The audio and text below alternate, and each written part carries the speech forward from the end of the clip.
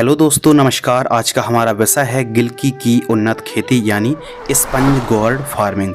गिलकी एक वेल वर्गीय एक तुरई वर्गीय फसल है और गिलकी की दोस्तों जो खेती है काफ़ी बड़े पैमाने पर की जाती है और काफ़ी अच्छा रेट देखने के लिए मिलता है गिलकी का। वैसे भी बरसात के दिनों पर, सर्दियों पर, गर्मियों पर गिलकी को काफ़ी ज़्यादा खाया भी जाता है और मार्केटिंग डिमांड हमेशा अच्छी बनी रहती है। तो हमारे किसान भाई गिलकी की खेती कब और कैसे कर सकते हैं, संपूर्ण जानकारी दोस्तों इस वीडियो के माध्यम से शेयर करेंगे। जैसे अनुकूल समय, जलवायु, भूमि, उन्नतशील हाइब्रिड किस्मों के बारे में बात करेंगे। साथ ही बात करेंगे प्रति एकड़ सीड्स कौन कौन सी रोग बीमारी आती हैं, उनका इलाज, उपाय, ज़्यादा पैदावार निकालने के लिए खाद और उर्वरक मात्रा की जो संतुलित क्वांटिटी पर कैसे आप इस्तेमाल कर सकते हैं, उत्पादन के ऊपर बात करेंगे, लाइफ साइकिल और जो खतरनाक बीमारी आ सकती हैं तो उनको आप कैसे प्रिवेंटिव में आप कैसे प्रोटेक्ट कर सकते हैं, फसल को कैसे बचा सकते हैं और एक एकड़ में यदि आप गिलकी की खेती कर रहे हैं तो कितना आपको प्रॉफिट होगा। संपूर्ण जानकारी के लिए दोस्तों इस वीडियो पर बने रहिए। चलिए शुरू करते हैं। गिलकी की खेती और गिलकी एक बेल वर्गीय फसल है और जिसे इंग्लिश पर स्पंज गोर्ड फार्मिंग भी कहा जाता है। तो सबसे ज़्यादा ज़रूरी है समय कि कौन से समय पर हम गिलकी की खेती करें। तो गिलकी की खेती आप सर्दी, गर्मी और बरसात तीनों सीजन पर कर सकते हैं। यदि आप दोस्तों बरसात पर खेती कर रहे हैं तो जुलाई और अगस्त यह 2 महीने काफ़ी ज़्यादा अनुकूल माने जाते हैं।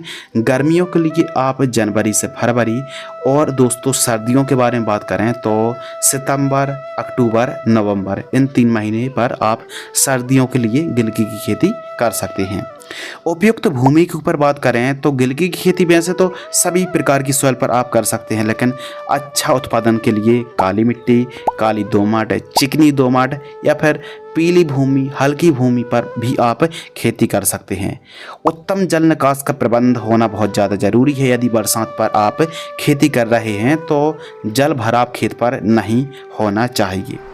इसके अलावा दोस्तों बात करते हैं मृदा की पीएच वैल्यू 6 से 7.5 तक चल जाती है और टेम्परेचर के ऊपर बात करें तो कम से कम 15 से 16 और अधिकतम 35 से 36 डिग्री का जो टेम्परेचर रहता है काफ़ी ज़्यादा अनुकूल माना जाता है, औसत जो टेम्परेचर रहता है। इस फसल पर एक बेल वर्गीय फसल है तो इसमें पाला लग सकता है, तो ठंड के दिनों पर इस फसल को आप प्रोटेक्ट कर सकते क्रॉप कवर लगाकर। बाकी इस फसल पर यदि टेम्परेचर बहुत ज़्यादा सर्दियों पर डाउन जाता है तो फिर पाला लगने की पूरी संभावना रहती है। पाला लगने की संभावना है तो फिर पर्याप्त मात्रा पर सिंचाई करते रहना चाहिए और बीच बीच में खेत में धुआं भी करना चाहिए। खेत की तैयारी के ऊपर दोस्तों बात करते हैं। सर्वप्रथम मीडियम गहराई में चलने वाले कल्टीवेटर दकफेट तोथल से पहली और दूसरी प्लोविंग कराना चाहिए। उसके बाद मिट्टी को भुरभुरी कराने वाले यंत्र जैसे हैरो है या फिर रोटावेटर है या फिर डिस्क हैरो से आपको मिट्टी को भुरभुरी कराना चाहिए। मिट्टी जितनी ज़्यादा भुरभुरी रहेगी, जर्मिनेशन अंकुरण उतनी ही शानदार तरीके से देखने के लिए मिलेगा। खेत में एकदम साफ सफाई रहना बहुत ज़्यादा ज़रूरी है। और दोस्तों बात करते हैं जब खेत की तैयारी कर रहे हैं तो 2 से 3 ट्रॉली गोबर की खाद एक एकड़ में आपको प्रयोग करना चाहिए।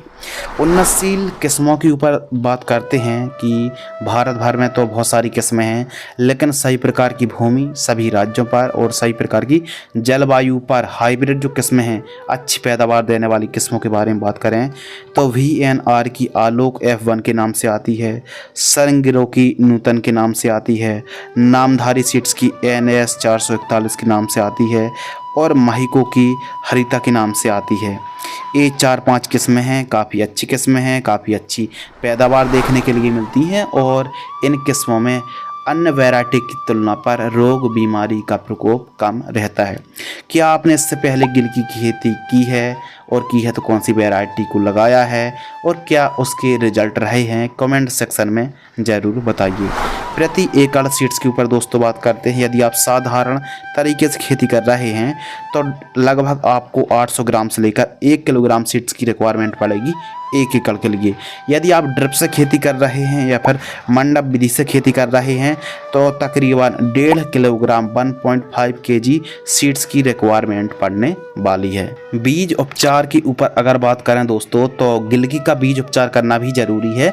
यदि आप देसी या फिर घर का बीज लगा रहे हैं तो फिर बीज उपचार आप CM75 कार्बेंडाजिम 12% प्लस मैंकोजेब 63% जो फंगीसाइड आती है तो 5 ग्राम फंगीसाइड लेना है 1 किलोग्राम बीजों को उपचारित करने के बाद यदि आप बुआई करते हैं तो काफ़ी बढ़िया रिजल्ट देखने के लिए मिलता है और जर्मिनेशन भी काफ़ी अच्छा होता है। बेसल डोज के ऊपर दोस्तों बात करते हैं कि जब आप बुआई करें तो उस समय आपको कौन कौन सी न्यूट्रिएंट कौन कौन सी खादों का प्रयोग करना चाहिए। यदि भूमि हल्की है, कम उपजाऊ है तो फिर ऐसी कंडीशन पर कम से कम 2 ट्रॉली गोबर की खाद लेना है। SSP सिंगल सुपर फास्फेट जिसमें सल्फर की भी मात्रा होती है उसको लेना है दोस्तों आपको 100 kg पाउडर फॉर्म वाली। DAP di ammonium phosphate 50 kilogram, MOP muriate और पोटाश 60% वाली 20 किलो, इन सभी को मिक्स करना है। और जो आप बुआई कर रहे हैं या फिर रोपण कर रहे हैं या फिर वेट तैयार कर रहे हैं तो उस समय प्राइमरी न्यूट्रिएंट के रूप में इन खादों का आपको इस्तेमाल करना चाहिए। मंडप तैयार के ऊपर दोस्तों बात करते हैं क्योंकि स्पंज गोर्ड की खेती जो है यदि आप गर्मियों पर कर रहे हैं, सर्दियों पर कर रहे हैं तो नॉर्मल तरीके से मिट्टी पर जो शाखाएं रहती हैं वेल नीचे ही पड़ी रहती, कोई समस्या नहीं आती है। लेकिन खासकर यदि हम बरसात के दिनों पर गिलकी की खेती करते हैं तो फिर शाखाओं को ऊपर ले जाना बहुत ज़्यादा ज़रूरी है, मंडप तैयार करना बहुत ज़्यादा ज़रूरी है। तो फिर मंडप तैयार करने के लिए जो कि वीडियो पर आप देख रहे हैं कुछ इस प्रकार 3 बांसों की जो आकृति में आप देख रहे हैं आयताकार बांस का मंडप तैयार करने के लिए आपको कौन कौन सी चीज़ें सामग्री की आवश्यकता पड़ेगी। तो प्रमुख रूप से जो आवश्यक सामग्री है 800 से 2000 बांस के टुकड़े 8 फीट ऊंचाई वाले मजबूत होने चाहिए। प्लास्टिक की रस्सी 25 kg, जो पैड वायर है वो जो 130 रुपये kg के आसपास मिलता है आवश्यकता अनुसार। और बुनाई के लिए धागा, अब कुछ किसान भाई जाल का इस्तेमाल करते हैं या फिर जो शाखाओं को ऊपर चढ़ाने के लिए अलग अलग चीज़ों का इस्तेमाल करते हैं। कुछ किसान भाई झाड़ी नुमा डालियों का भी इस्तेमाल करते हैं। बाकी जो धागा है सस्ते पर बहुत ही बेहतरीन है शाखाओं को ऊपर चढ़ाने के लिए। अब किसान कमेंट्स करते हैं कि क्या यह धागा टूटता नहीं है? बिल्कुल नहीं, इसका काम केवल शाखाओं को ऊपर चढ़ाना रहता है। बाकी जब हम मंडप तैयार करेंगे तो फिर काफ़ी मजबूती देना पड़ेगी, वो हम आपको आगे बतलाएंगे। तो फिर आवश्यकता अनुसार 2-3 हज़ार रुपये का 1 एकड़ में धागा लग जाता है, मीडियम मोटाई होती है। तो सर्वप्रथम आपको स्ट्रक्चर तैयार करने के लिए लगभग रोपण से 15 दिन पहले ही आपको पूरा जो बांस है बम्बू उनकी अरेंजमेंट मैनेजमेंट कर लेना चाहिए। उसके बाद मंडप जैसे आपने पौधरोपण कर दिया 15 दिन के आसपास की फसल हो गई तो आपको बांस सब्बल की मदद से कुछ इस प्रकार 15-15 फीट की दूरी पर आपको बांस के मंडप गड़ाने चाहिए। छत बनाने के लिए एक बांस को आड़े में बांधें, मंडप की ऊंचाई 7 फीट रखें और मंडप के दोनों साइड 4 रस्सी खींचनी है जो कि प्लास्टिक की आती मजबूत रहती हैं। कुछ इस प्रकार धागे से आपको ठीक तरीके से बुनाई करनी है जो कि आप वीडियो पर देख रहे हैं। कुछ इस प्रकार धागे से बुनाई की जाती है। धागा का प्रयोग केवल शाखाओं को ऊपर चढ़ाने के लिए किया जाता है, ज़्यादा उसमें वजन नहीं आता, टूटता बिल्कुल भी नहीं है। और छत में जो मंडप है एकदम टॉप शीर्ष है उसमें 4 रस्सी और कम से कम 3 पैड वायर खींचना बहुत ज़्यादा ज़रूरी है। मंडप जो होता है उसको वजन जो होता है कंट्रोल करने के लिए, नियंत्रण करने के लिए स्टे यानी वजन कंट्रोल गड़ाए जाते हैं जो कि हवा चलने पर, तूफान आने पर जो मंडप है ज़मीन पर ना गिरे। इस प्रकार आप स्ट्रक्चर तैयार कर सकते हैं, आड़े पर बांस लगा सकते हैं और धागे कुछ इस प्रकार लपेटते हुए शाखाओं को ऊपर चढ़ाना चाहिए। अब दिक्कत ये है कि कितनी दूरी पर हम मंडप तैयार करें या फिर पौधे से पौधे की दूरी कितनी रखें। तो यदि आप मंडप विधि से खेती कर रहे हैं तो पौधे से पौधे की दूरी 3 फीट और लान से लान की दूरी 7 फीट रखनी चाहिए। मंडप से मंडप की दूरी 3 फीट रखनी चाहिए। यानी एक मंडप पर 2 आपको लाइन लगानी पड़ेगी, दोनों की शाखाओं को मंडप में चढ़ाना पड़ेगा। और फिर जब एक मंडप से दूसरे मंडप की दूरी जो चलने के लिए, निराई करने के लिए, गुड़ाई करने के लिए, सिंचाई करने के लिए, खाद देने के लिए, खरपतवार निकालने के लिए 3 फीट जगह पर्याप्त होती चलने के लिए, जो कि आप वीडियो पर देख रहे हैं। ये 3 फीट जगह है। तो इस हिसाब से यदि दोस्तों आप खेती करते हैं तो बहुत अच्छा लाभ मिलेगा। यदि आपने मल्चिंग लगा रखी है और दोस्तों आप मंडप तैयार नहीं कर रहे, गर्मियों पर सर्दियों पर खेती कर रहे हैं ड्रिप विधि से, तो 16 mm ड्रिप को आप लगा सकते हैं। और पौधे से पौधे की दूरी आप ड्रिप से खेती कर रहे हैं तो लगभग आपको 2 फीट रखनी चाहिए। एक बेड पर आपको सिंगल लाइन पर पौधरोपण करना चाहिए, फिर डायरेक्ट फील्ड पर आप एक एक दो दो बीजों की बुआई भी कर सकते हैं। तो ध्यान रखना गिलकी का ऐसा नहीं कि आप पौधे तैयार करें तब पौधरोपण करें। यदि पौधरोपण आप करते हैं, जैसे आप बरसात पर गिलकी की खेती कर रहे हैं, बरसात हो रही है लेकिन आपको जुलाई के महीने पर, जुलाई अगस्त पर पौधरोपण करना है, तो फिर आप झोपड़ी या फिर जो आपने स्ट्रक्चर तैयार किया है वहाँ पर आप पौधशाला भी तैयार कर सकते हैं। 20 दिन के आसपास में पौधे तैयार हो जाते हैं, 20 से 25 दिन के आसपास का समय लगता है। गिलकी की फसल के लिए सिंचाई के ऊपर बात करें दोस्तों, तो सिंचाई बहुत ज़्यादा ज़रूरी है और इम्पोर्टेंट भी है, क्योंकि यदि आप प्रॉपर सिंचाई करेंगे और ज़्यादा भी सिंचाई करेंगे तो फिर पीलापन की समस्या आ जाती है गिलकी की फसल पर। यदि खरीफ सीजन पर कर रहे, बरसात हो रही, तो फिर सिंचाई करने की आवश्यकता नहीं है। लेकिन हाँ, गर्मियों के दिनों पर आपको यदि सिंचाई कर रहे हैं तो सिंचाई की भी अलग अलग विधियां हैं। जैसे ड्रिप से आप सिंचाई कर सकते हैं, फ्लैट एरीगेशन से सिंचाई कर सकते हैं। ड्रिप से खेती कर रहे हैं तो 2-2, 3-3 दिनों के अंतराल पर 2-2 घंटे सिंचाई कर सकते हैं। फ्लैट एरीगेशन से 5 से 7 दिनों के अंतराल पर सिंचाई करनी चाहिए। गिलकी की फसल को आप स्प्रिंकलर एरीगेशन से सिंचाई ना करें, बाकी फ्लैट एरीगेशन, ड्रिप एरीगेशन और क्यारी नाली विधि से आप सिंचाई कर सकते हैं। खरपतवार की रोकथाम के ऊपर दोस्तों बात करते हैं, वीड कंट्रोल। तो गिलकी की फसल पर यदि खरपतवार का जमाव ज़्यादा रहता है तो फिर पीला मोज़ेक वायरस भी फैलता तेजी से और सफ़ेद मक्खी एफिड एसिड का बढ़ावा तीव्र गति से मिलता है। तो साफ़ सफाई रखिए और प्रॉपर मिट्टी को ठीक तरीके से भुरभुरी बनाए रखिए और मिट्टी को ठीक तरीके से जड़ों के पास से आप चढ़ाते रहिए, टॉप ड्रेसिंग करते रहिए, निराई गुड़ाई करते रहिए। और आप चाहें तो खरपतवार मुक्त के लिए जो बायर कंपनी की बिप्स पर आती है उसको भी 15 लीटर पानी में 30 ml की दर से स्प्रे कर सकते हैं, वो खरपतवार को कंट्रोल कर देती है। बाकी निराई गुड़ाई सबसे बेस्ट है, निराई गुड़ाई करते हैं, खरपतवार मुक्त रखते हैं तो फसल एकदम स्वस्थ रहेगी, ज़्यादा पैदावार देखने के लिए मिलेगा। तो निराई गुड़ाई ज़रूरी है। पहली निराई गुड़ाई 30 से 40 दिन, दूसरी निराई गुड़ाई 70 से 80 दिन की फसल होती है तो 2 निराई गुड़ाई करना बहुत ज़्यादा ज़रूरी है। जिस हिसाब से फसल विकास करती जाती है, खरपतवार का जमाव होता है, निराई गुड़ाई करते रहना चाहिए। अगले टॉपिक के ऊपर दोस्तों बात करते हैं स्प्रे शेड्यूल, जो कि काफ़ी ज़्यादा इम्पोर्टेंट है, अनिवार्य है। क्यों है? क्योंकि भाई साहब 2-4 बीमारी आती हैं, उनका इलाज करना बहुत ज़्यादा ज़रूरी है। स्टार्टिंग पर तो आप स्टिकी ट्रैप लगा दीजिए, पीला ट्रैप और नीला ट्रैप, येलो और ब्लू ट्रैप लगाइए। 1 एकड़ में 20 फीस पर्याप्त है। इससे रस चूसक कीटों को अट्रैक्ट करती है, कीट चिपक जाते हैं और बिना स्प्रे पर कंट्रोल हो जाते हैं। इसके अलावा स्टार्टिंग पर आप नीम ऑयल का स्प्रे कर सकते हैं, कोई समस्या की बात नहीं है। और फ्रूटिंग स्टेज पर फ्रूट फ्लाई, फल मक्खी ट्रैप को भी दोस्तों आप लगा सकते हैं, ज़्यादा स्प्रे नहीं करने पड़ेंगे। स्टार्टिंग पर इमिडाक्लोरपिड है, एसिटाइप्रिड है, थार्मोथोक्सोम है, इनका स्प्रे करते रहना चाहिए। तो आइए बात करते हैं कीट प्रबंधन की, कौन कौन से कीटों का प्रकोप देखने के लिए मिल सकता है। तो फ्रूट फ्लाई ट्रैप आपको 1 एकड़ में 20 फीस लगाना है, तो प्रमुख रूप से वाइट फ्लाई का प्रकोप देखने के लिए मिलता है। इसके अलावा दोस्तों फल मक्खी है, हरी इल्ली है, सेमी लूपर्स का प्रकोप देखने के लिए मिलता है, पीला मोज़ेक वायरस है, लाल कद्दू बीटल है और फलों को नुकसान पहुंचाने वाली छोटी हरी इल्ली परेशान करती हैं। तो फोटो पर जो आप देख रहे हैं, चाहे एफिड एसिड हो, थ्रिप्स हो, यह हमारी फसल को काफ़ी ज़्यादा प्रभावित करते हैं, इल्ली परेशान करती हैं। तो इनकी रोकथाम करना, बीच बीच में वाइट ग्राब है, सफ़ेद लट जिसे कहते हैं।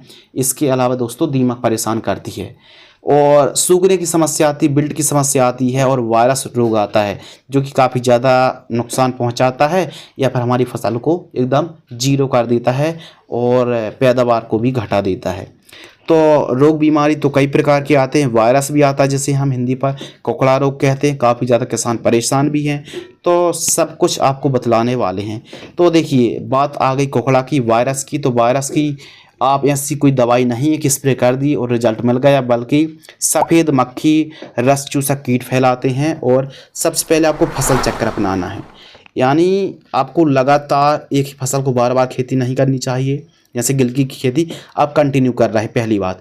दूसरी बात, आपको एक काम करना है कि कुछ ऐसी वैरायटी का चुनाव करना है जो कि नई वैरायटी हो, रेजिस्टेंस पावर हो, वायरस कम आता हो उन्हीं किस्मों का आपको चुनाव करना चाहिए। दूसरी बात, यदि वायरस ना आए तो आपको प्रिवेंटिव में सफ़ेद मक्खी, थ्रिप्स, एफिड जैसे माइट्स, थ्रिप्स के प्रॉपर स्प्रे लेने पड़ेंगे, जिससे जो सकिंग पेस्ट क्योंकि वायरस को फैलाते हैं उनकी स्प्रे आपको लेनी पड़ेंगी। तो दोस्तों जो फर्स्ट स्प्रे है 25 से 30 दिन के आसपास की फसल होती है, तो सिजेंटा कंपनी की एक तारा में थार्मोथॉक्सोम है 10 ग्राम लेना है। यूपीएल कंपनी की साफ फंगिसाइड 35 ग्राम 15 लीटर पानी में घोल करके सिलिकॉन चिप को मिला करके आपको स्प्रे कर देना है। अब जो हम आपको स्प्रे बतला रहे हैं, यदि कीट रोग का प्रकोप है तो आपको स्प्रे करना है, नहीं तो अंतर को जो गैप है उसको आप बढ़ा सकते हैं। सेकंड स्प्रे 50 से 55 दिन के आसपास की फसल होती है, तो लांसर गोल्ड यूपीएल कंपनी की 35 ग्राम पोषक सुपर 25 ml 15 लीटर पानी में घोल करके स्प्रे करना चाहिए। थर्ड स्प्रे के ऊपर बात करते हैं, तो जब गिलकी की फसल 75 से 80 दिन के आसपास की फसल होती है तो बायोआर 303 30 ml बायर कंपनी की कॉन्फिडोर आपको 10 ml लेना है, 15 लीटर पानी में घोल करके स्प्रे करना चाहिए। फोर्थ जो स्प्रे है 100 से 125 दिन के आसपास की फसल होती है, तो टाटा की ताकत फंगिसाइड 40 ग्राम बायर कंपनी की सोलेमन 12 ml 15 लीटर पानी में घोल करके स्प्रे करना चाहिए। तो इस हिसाब से आवश्यकता अनुसार आप स्टिकी ट्रैप लगाते हैं फल मक्खी के लिए, जो फ्रूट फ्लाई ट्रैप आता है, लाइट ट्रैप है, इनको लगाइए। और स्टार्टिंग पर ज़्यादा महंगे नहीं बल्कि नीम ऑयल है, फिश ऑयल है, मीडा है, एसिटामिप्रेड है, इनकी स्प्रे करें, प्रोफेनोसाइपर है, एसीफेट है, तो इनका स्प्रे करने से और बीच बीच में आप एमामेक्टिन बेंजोएट का स्प्रे करने से बेहतरीन लाभ निकाल सकते हैं। दोस्तों बात करते हैं खाद का शेड्यूल यानी फर्टिगेशन शेड्यूल। तो पोषक तत्वों की, न्यूट्रिएंट की यदि डिफिशियंसी रहती, कमी रहती है तो पैदावार घटेगी। प्रॉपर आप न्यूट्रिएंट की पूर्ति करेंगे तो पैदावार अच्छी देखने के लिए मिलेगी।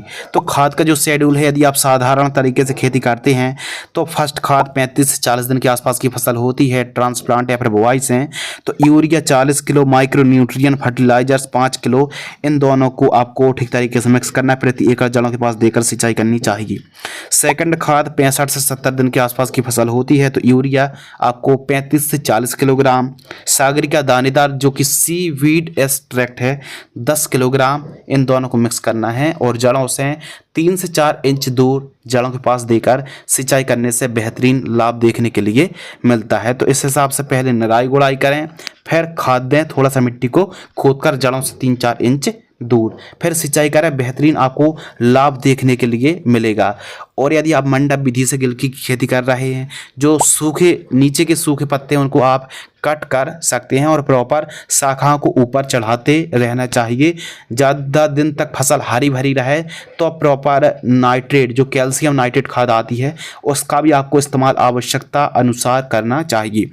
वाटर मैनेजमेंट काफ़ी ज़्यादा ज़रूरी है। यदि आप गिलकी की फसल पर थोड़ा सा ड्राईनेस करके सूखा सूखा कर पानी देंगे तो फसल लॉन्ग लास्टिंग तक चलेगी, नेमेटोड्स की समस्या नहीं आएगी।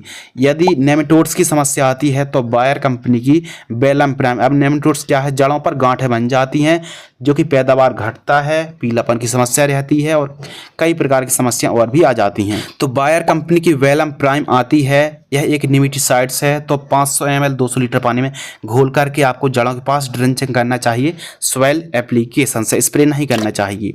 तो इस हिसाब से फर्टिगेशन शेड्यूल चलाएं। एवं थर्ड खाद के ऊपर बात करें तो 110 से 120 दिन के आसपास की फसल होती है, तो यूरिया 30 किलो, MOP 10, SSP 25 और DAP 15, इन चारों को मिक्स करें और प्रति एकड़ जड़ों के पास देकर सिंचाई करें। यदि आप साधारण तरीके से खेती कर रहे हैं तो इनको बीच बीच में जो खादें बतलाई हैं इनका इस्तेमाल करें। बीच बीच में ह्यूमिक एसिड है, माइक्रो न्यूट्रिएंट फर्टिलाइजर्स है, सीवीड एक्सट्रैक्ट है और साथ ही कैल्शियम नाइट्रेट है, बोरोन का इस्तेमाल करने से बीच बीच में बहुत ही बेहतरीन लाभ देखने के लिए मिलता है।